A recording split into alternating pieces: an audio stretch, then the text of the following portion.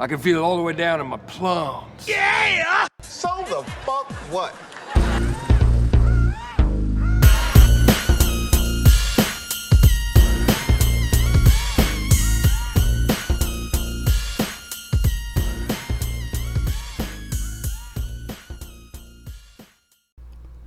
Alright everybody, this is a very special episode because this is officially the first time I think anyone else is actually listening. So not in real time, of course, because this shit ain't live.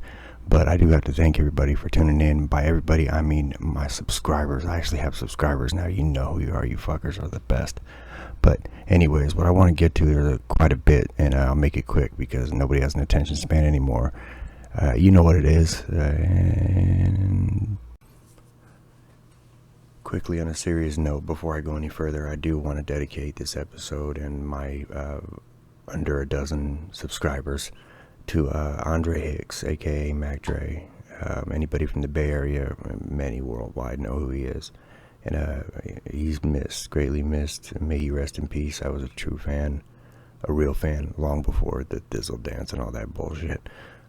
And I don't want to say good friends, but I've sat down and spoken with his sister, and he really seemed like a good, legitimate dude, and it was too bad the way things happened with him, and he's greatly missed. And shout out to Ja Hicks, who we will actually have a very special episode with soon as we can get our shit together. But rest in peace, Dre, we miss you. If you don't know what it is, you're sure as fuck about to. So the first thing we're going to cover, or I'd like to cover, I should say, is the new Super Mario game. Alright, look, I grew up playing Mario. It's the best. I mean, you can't go wrong. I remember when Super Mario 3 came out, I thought I was the shit. I went and I snuck it to school. Like, I stuck it in my backpack and to go show everybody in class that I had it. And then I got caught with it, and was promptly taken away from me, so I had to stare at the box for 2 days. Now look, I know that there are some people out there that, there's people on death row. There's people that have lost their homes to natural disasters, but you don't fucking know pain until you sit and you just look at the Super Mario 3 box. Just sitting there on top of the Nintendo. That's how you know my mom's a twisted fuck, because, who puts it on top of the Nintendo so you can just stare at it? Anyways, I digress. From what I'm hearing or what I'm reading, they have this girl, Anya Taylor, who is playing the voice of Princess Peach. Now, a couple things. One, Princess Peach didn't say jack shit other than oh. Even when she talked, it was a text box with the conversation above Mario's head after you beat the level. She never came out and gave him clues. This ain't Zelda. And I think anybody out there knows a little bit about Zelda knows what I'm talking about. But those who don't, it doesn't matter, because either way, that broad was useless in that game too. Either way, the fact that they're going to bring her in to talk, I just can't see how well it's going to go. I think the real mistake they're making is the story that they're keeping under wraps. And that's the story, or the rumor, that Luigi is, of course, I think we all kind of saw it coming, if you know what I mean. He's going to be coming out of the closet, which is fine. At least, now there's going to be a voice for that aspect of the community. The only thing I think is in poor taste is the fact that they're going to have that fat guy from Modern Family voice him. I'm sure he does a great Luigi, but come on, it's a little on the nose if you ask me. And if anything, if they're going to have that guy do the voice, they should have Sofia Vergara do Princess, right? Doesn't that make more sense? Culturally? Or maybe Ellen DeGeneres would be the route you'd want to go. Either way, who wants to listen to either one of them talk? Definitely not Mario. And probably not Luigi. I think Luigi will be more vocal about it now that he's found his voice.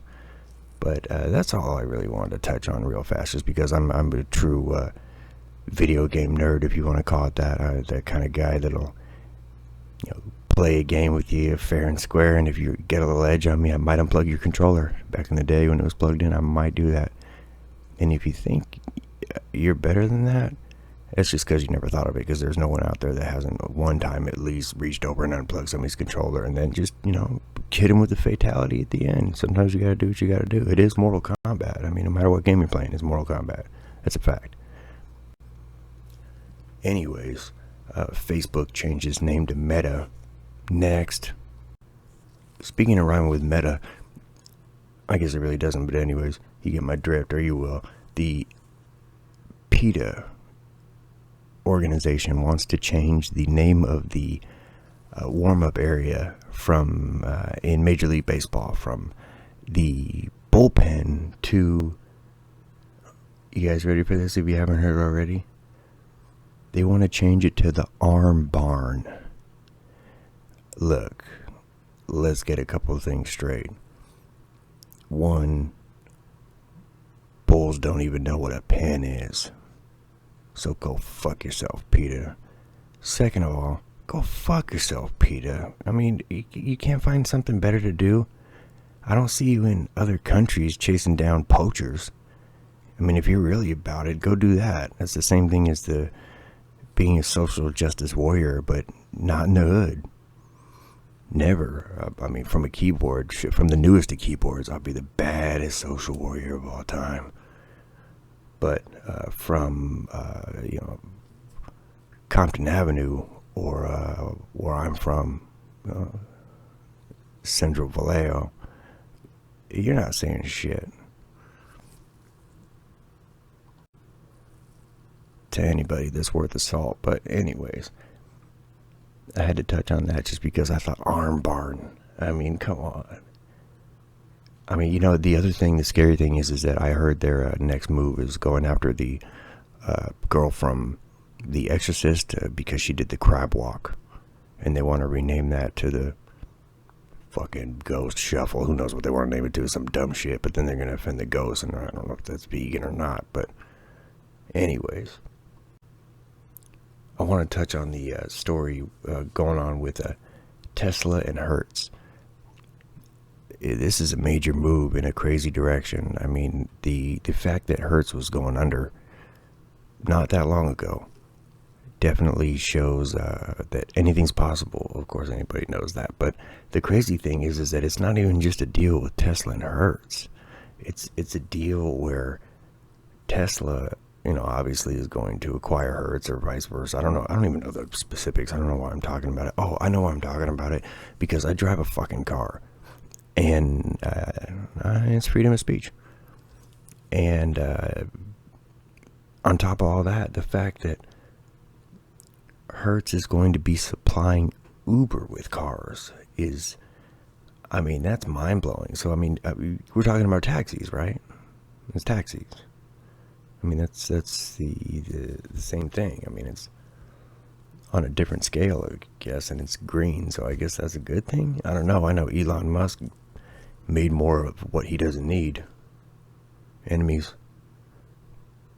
But aside from that, I think it's going to be good. I think it's going to be a push in the right direction. I'm fucking lying. I have no idea. Who knows? How many people are going to be affected by this? Is there anybody out there now that's not driving Uber that's like, oh, Tesla's on board with Hertz? Oh, shit, I'm in. Or is anybody out there right now driving Uber like, oh, I'm going to upgrade. I'm going to get one of those new Hertz Teslas. I'm going to be in the dough. You're renting it. So you're going to add cost on top of it. And don't Uber drivers already make like 10 cents an hour?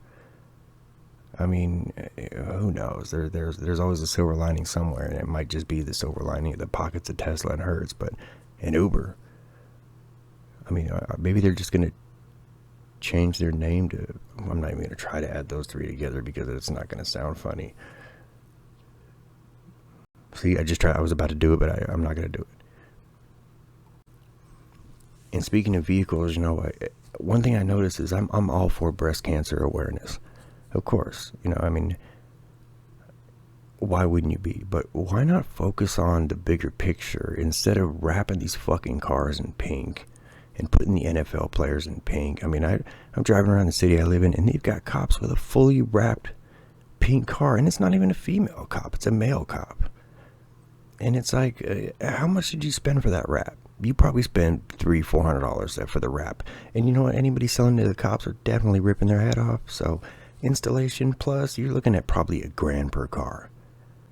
Plus the time that the car's not in service.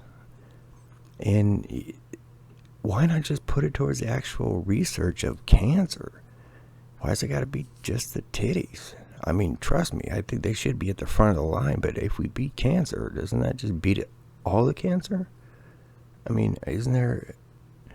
It's in general, right? It's not like you don't get cancer of the titties and then, cancer of the ass cheeks, and it's like, oh, well, that's you got to get a brown wrap for that. That was a low-hanging fruit. I could come up with a better color. It has to be a magenta wrap for brown, because for brown, that makes sense. You know why I got thrown off? It's because I'm looking at my notes here of what I want to talk about, and the next thing is something that's near and dear to my heart. Not really, but technically, is arachnophobia. Now, I've suffered from... I hate it when people say suffer. I don't even know why I said that. I haven't suffered from... Well, no, I have suffered from arachnophobia. I am absolutely petrified of any spider bigger than a fucking nickel. I mean, if I see something big, if I see it's on. And by on, I mean, I'm getting the hell out of there. I mean, I choose to disperse of most spiders with fire. I find it works well, and you rarely burn a house down. And anybody out there is going to, PETA going to come out. Hey, you don't hear, I mean, hey, wait a minute. Do you think PETA would go after Spud Webb because he obviously is culturally appropriating the spider's habitat? I mean, in a way, what goes around comes around, Spud. You 5'10" Duncan motherfucker. But the reason I brought up Spud Webb and spiders in general, of course, is because there's a study that says spiders are literally scared of other spiders. Not like the kind that are their predators, like smaller versions of other types of spiders. When they see them, they'll run. I mean, how much more scary can you get? I know there's people out there that are scared of, cops. Damn, I shouldn't have picked the one subject I couldn't argue with, because the cops are pretty fucking scary. There are people out there that are scared of everything. I mean, you name it, there's a phobia for everything. But spiders are scared of other spiders. I mean, that should tell you everything you need to know right there. Speaking of cultural appropriation, I'm not big on this whole you too, me too, them too. Look, you treat people the way you want to be treated, and that's that. It solves all the problems. And if we all did that, everything would be fine. You wouldn't need groups or any of that shit. But anyways, the point I wanted to get to was there are times when things are, a good way to put it would say, doing too much. And I saw a very good example of doing too much the other day. I was in a store. I'm not going to name. I'll just say it rhymes with Snobby Robbie. But no offense to anyone named Robbie out there. Even if you are a fucking snob, dude, it's all good. I was in the store, and what I saw was an African-American Santa Claus holding a sign that said Merry Christmas, but this guy could not have been doing the Thizzle dance any better if it was Dre, rest in peace, himself. Okay, I will put the picture in the slideshow here, but it's crazy that even in times when they're trying just to make, they're capitalizing on anyone who wants to, or anyone who an African American Santa would appeal to, they still can't help themselves but make it look like the guy is, off of a blue dolphin. And for those of us that have been around a while, you know exactly what I'm saying. And you'll see in the picture, I'm not making this up. So if you're ever in a store that rhymes with Snobby Lobby, look out for the African American Santa, because it ain't funny. Or it's a little funny. But come on, man. I mean, you got to do right things right. Anyways, the next thing I want to touch on is this fucking Squid Game. Look, it's a great concept. It's fresh. It's not something that's been seen in the same way, I guess you could say, as far as a Netflix miniseries is concerned, but come the fuck on, man. It's not bad in the sense that the idea isn't bad. The acting is shit. I mean, the main guy is probably one of the most unbelievable actors I've ever seen, and I tried it with subtitles and without, and I'll tell you, it goes bad either way. It's almost better when you can't understand him and you can kind of just make it up a little bit, but if you have to focus on him for the subtitles and you're not listening to the dubbing, it's even worse. I mean, the guy is corny as fucking Deloso Farms, and if you're from the Wild West, California, up north, you'll know what I'm talking about. And if you don't know what I'm talking about a corn maze, goddammit. That's how corny he is. This motherfucker's cornier than a corn maze.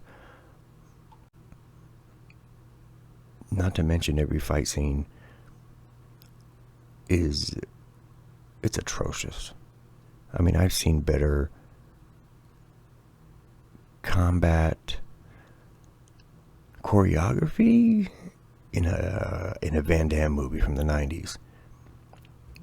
And I know Van Damme movies from the 90s, from the 90s. Double Impact might have been for the first time I saw a pair of Double D's on screen. Double Impact, Double D's, that was right up my alley. I don't know what year that was, but it was glorious. Even though my buddy's mom was sitting right behind us, so it was a little off-putting to enjoy it, but we still did, if you know what I mean.